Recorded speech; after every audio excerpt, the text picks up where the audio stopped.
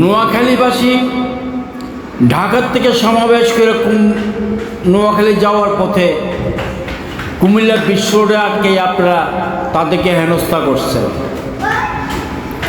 এরপরে লাশবাহী অ্যাম্বুলেন্সের ড্রাইভারকে হেনস্থা করছেন। দেখেন কুমিল্লার বদনাম কোথায় হচ্ছে।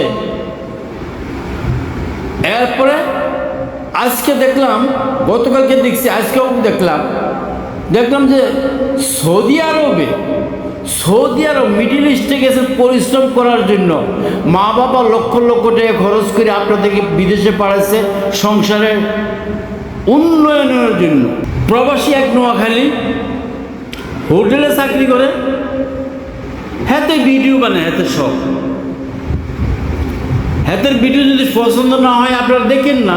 বিদেশে বৈশা নোয়াখালীর ওই লোকের আপনারা মারবেন, ধরবেন, হুমকি ধুমকি কত রকম এদের হোটেলে যাই হামলা করছেন, এই করছেন সেই করছেন। হাতে তো থানার ভিতরে বাস দিছে রিপোর্ট মেরে। এবার ঠেলা সামলাও নোয়াখালীর ঠেলা।